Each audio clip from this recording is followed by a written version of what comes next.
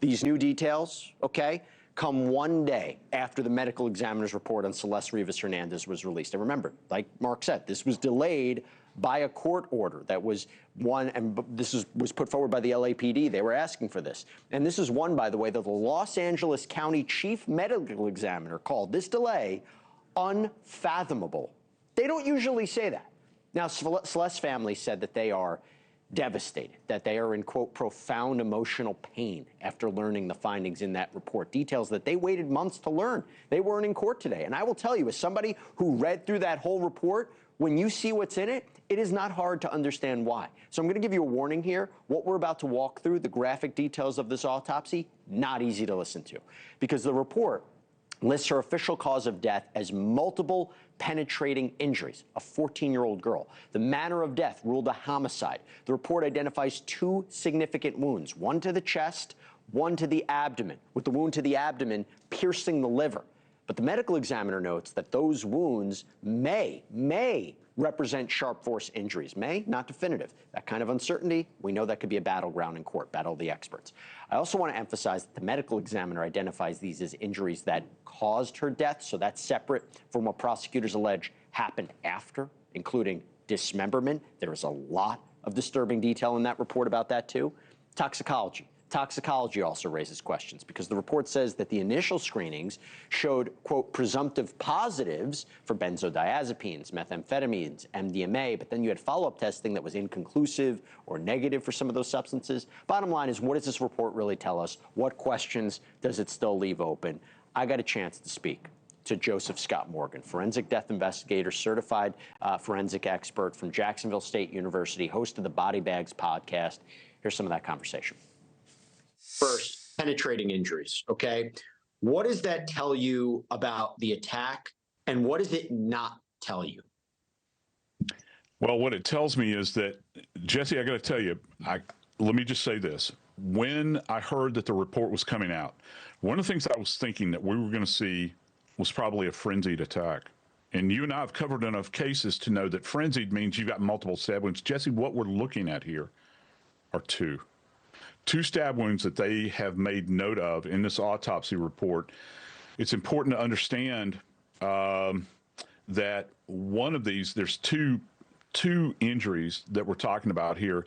We've got one in the right abdomen, and it goes directly into the liver, which in and of itself can in fact be fatal. All right. The liver is one of the most vascular organs in the body.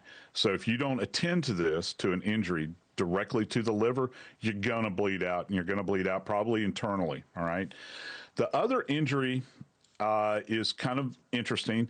It is to the left chest. So here, left chest, and it is penetrating what they're saying, the underlying intercostal space, which is actually, if you think about the muscles in between your ribs, that's the intercostal muscles. That's what they're talking about. So it's not necessarily passing through the bone of the rib itself, but what they're saying is there is disruption of the adjacent rib. So as this wound tracks through that intercostal space, it's actually damaging the associated ribs. Prosecutors say that a sharp instrument was used, yet the report says they may represent sharp force injuries. Do you see room here that the injuries that have been detected may be caused by something else? Well, yeah, I suppose it could. And I don't think that just because it says sharp force, I don't think that we should in totality flee to knife in our mind. Okay. It could be something else. However, my number one candidate would be knife. And we have to think about how exactly does this examination externally pair up with what they're seeing externally on the body, and how does it compare to a knife wound? And by the way, there's no murder weapon, so I imagine there would have to be a further analysis with what, a forensic anthropologist possibly? Yeah, or particularly when you're talking about the ribs, here's one we don't talk about a lot, tool mark expert.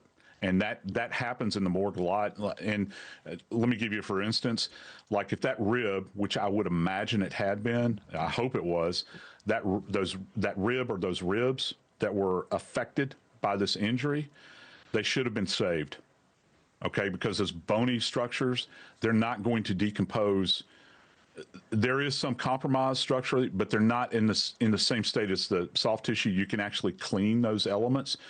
And so if you can find a weapon at some point in time, a tool mark expert, and they do this a lot, will actually be able to microscopically look at those ribs. You know, they're talking about them being insulted already, that they've been damaged. If you can find an edged weapon and you can actually compare it, they can say with, you know how experts will talk on the stand, will say, well, within reasonable scientific certainty, they can match that up. Presumptive positive for methamphetamine and MDMA, but then there was another screening that said it was, I think meth was inconclusive and MDMA was not detected. Yeah. What should we be making of that? How is that relevant? I think that it's being affected by the decomposition.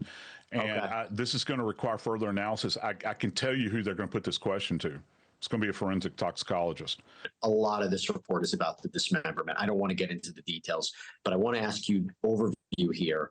Does this indicate, the way they describe it, that this was sloppily done, that there was an element of sophistication? Does it tell you something about the strategy, about the method there? It may be difficult, but you tell me, based on the injuries they document regarding dismemberment, what that tells you about whoever did this. Highly disorganized. And I wouldn't use the term frenzied. I'd say disorganized, disordered, because traditionally, you know, when we think about a dismemberment by somebody that's skilled with a blade, butchers, surgeons, even nurses, surgical techs, those sorts of things, we know those weak spots. Autopsy people, you know, we know those weak spots from a structural standpoint. We're not going to go, say, for instance, as they did in this case, to mid shaft of a bone. You're really creating extra work for yourself, and that gives you an idea that this is not very well thought out. And so, yeah, this is highly disordered. It looks like something that someone probably kind of started, stopped, and restarted, perhaps. And that is why Joseph Scott Morgan is the best. I want to thank him again for coming on. I know it's a difficult subject matter, but important to understand. Thank you for watching. Subscribe below and download our NewsNation app right now on your phone, and you will get fact-based, unbiased news for all Americans.